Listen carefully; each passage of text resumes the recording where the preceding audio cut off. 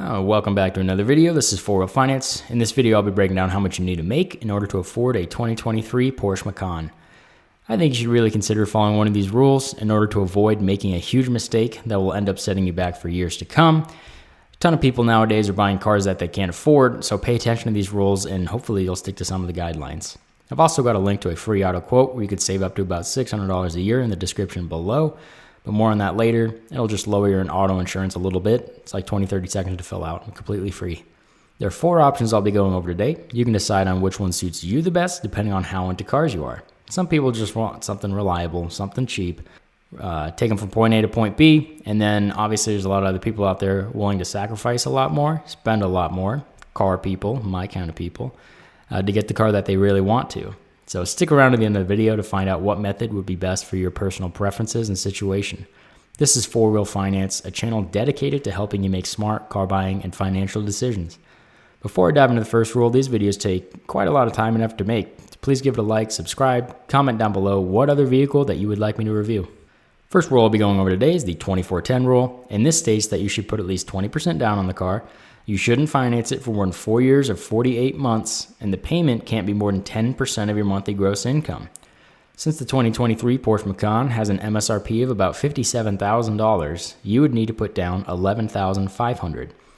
With the average new vehicle interest rate of 3.86% and a 48-month term, this would bring your monthly payment to about $1,035 a month, which is quite a lot.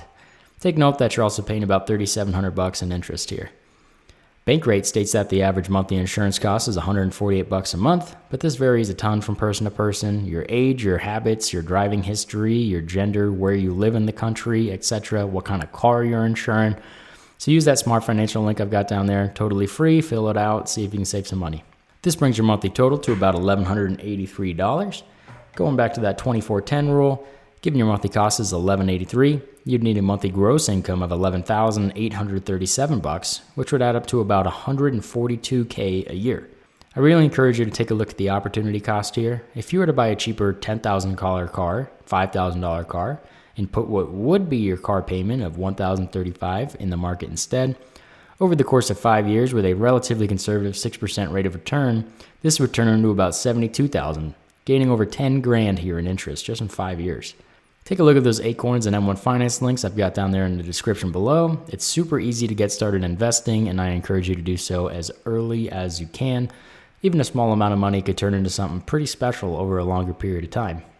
And again, this is just for the first 5 years. If you were to continue that for 10 years, it would turn into about 170 grand here. Again, at that 6% rate of return. And on average, the stock market typically averages about 10% return per year, so that 6% that I'm using is very conservative. The next rule I'm going over today is my own rule, and I think that you should have at least a 6-month emergency fund, invest 15% of your gross income into your 401k, and then max out your Roth IRA, and ideally, if you have one, an HSA as well, but you need a high deductible health savings plan to be able to be eligible for that, so I'll leave that as optional. And I know this seems like a ton of saving and a ton of investing, but I really don't give you a monthly percentage rule that you have to stick to. It's really up to you to decide how you want to spend that excess monthly income beyond that saving. If you want to start saving a little bit more for a house down payment, if you'd like to spend more on a car, or if you'd like to go out to eat more, if you'd like to go on vacation, if you'd like to buy a bunch of crap on Amazon, then it's really up to you to decide. And the 6-month emergency fund is just there in case anything crazy happens, like an emergency, especially if you work in an industry such as sales or a commission-based industry. It's nice to have a little bit of backing in terms of your emergency fund. So I highly think it's important to have that. There's a lot of people that argue with me and say that nothing's guaranteed. I want to spend my money how I want to now because tomorrow might not come.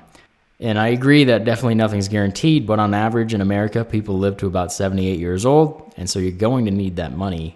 Statistically speaking, and it's difficult putting a value on peace of mind for yourself or your family's future. So get started investing now. You're not going to regret it. Next rule I'll be going over is the Dave Ramsey rule, and he thinks that you should have at least a 3 to 6 month emergency fund built up. The vehicle shouldn't be more than 50% of your annual gross income, and you should purchase it in cash. Given that the 2023 Porsche Macan starts at about $57,500, you'd need an annual gross income of $115,000. Ideally, it's nice to buy a vehicle in cash. A couple of perks to that. You'd avoid having to pay the $3,700 in interest, and your insurance would be lower. But not everyone has 57 grand in cash that they put towards a car.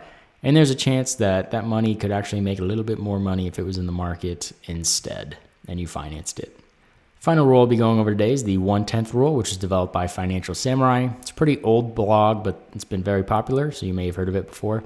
Personally, this is one I think that the majority of people who are trying to build their wealth rapidly should consider. It really doesn't allow you to buy a new vehicle, but it's set up to help you spend responsibly, which reduces your financial car ownership stress and increases your net worth over time. This rule is pretty straightforward.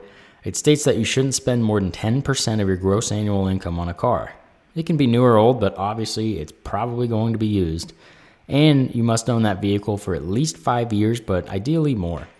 And the theory behind this here is to help minimize your financial stress, frees up a little bit of money to invest in assets or opportunities that are going to come your way.